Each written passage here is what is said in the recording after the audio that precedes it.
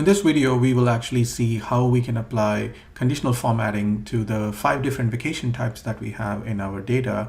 And each of the vacation types should be given a different color to be displayed in the team dashboard. So now we are going to use conditional formatting in a very similar way, just like what we did last time, but we are going to write a slightly different formula. So let's go to new rule after selecting all the cells and then use formula. So the only difference here is that we're going to write a formula which is slightly different. So C8 equals, we're going to write index, go to the vacation type list, and then find the first value. So in our case, the first value is the word vacation. So if your cell equals vacation, then apply a specific format. So we're going to apply some specific colors. So in this dashboard, I've chosen some somewhat colors which are not the standard colors. So in order to apply some new or other colors, these are the steps you can follow. So go to the fill and then go choose more colors. And then here I have chosen like the custom option because I've already selected my colors to be specific RGB values. And again, you don't have to do this, but that's something that I was trying to do to come up with some colors which kind of work together very well. So this specific color is the teal type of color, which you cannot find it directly in one of the standard color options. So that's why I'm going to the custom option. And then this is the color I'm going to apply to vacation, the first type of vacation. And one of the benefits is that if you chose them in the fill, then it'll automatically appear in the recent colors for the font. So I can just choose this, and I've done font and fill, and I can click OK and apply. So nothing is happening because there's no vacation for this date. Let's go to June. There you go. So now the employee 3 has taken vacation. I can instantly see that by the colors. So that's kind of what we are trying to implement for each vacation type. So we will repeat this for all the other 4 vacation types.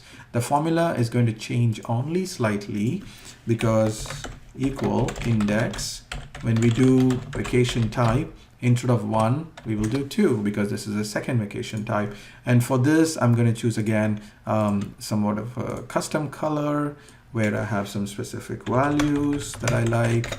And this is a type of blue. And I go to font. I can select it again. Hit OK. OK, so now we have implemented the second. Let's go to the third. Unfortunately, there's no easy way to copy a conditional formatting rule to create another one faster. So we kind of have to create a new rule manually and do it. So this time, the vacation type 3, we will choose another custom color. So I want to make sure that the colors are going well together. So I will do somewhat like a yellow color. We go to font and choose the same. Hit OK. Now let's go to new rule, only 2 more, and then we'll be done with this conditional formatting section. C8 equals index L underscore vacation type, comma 4, and then we will choose again colors and fill, more colors. So this time I'm going to choose a little bit of a reddish color to 42. 95, 92. I mean, I have all these values stored on my other screen that I'm looking at and typing, so I don't remember all these color numbers by heart, but these are the colors that I kind of did some research and found to my liking. And again, if you prefer other colors, you'll do differently. That's perfectly fine. Use a formula and write the last formula here for the 5th vacation type. And again, the color choices are completely yours. You can follow the same formula and everything, but only when it comes to the selection of the colors, you can choose some other colors as you prefer. So I'm going to choose the last color as a little bit blackish, but it's not total black. So 80, 81, 79, and we'll choose that in the font. Okay, so now we've kind of implemented let's go May, It's a holiday, July.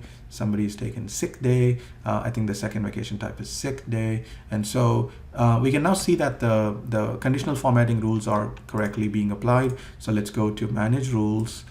This worksheet, show me all the conditional formatting rules we have applied so far. So we have done it for the 5 colors for each for one vacation type, 5, 4, 3, 2, 1. And then when you scroll down, you'll see the other rules we have implemented, which is work, weekend, holiday, NE, and NA. So now that we have applied all the conditional formatting rules, everything is fine. Since we only have a few rows of data so far, we're not able to see the full extent of the dashboard. So I'm just going to copy some sample data and paste them in here. And at the same time, we will also learn how to copy and paste the data into our template.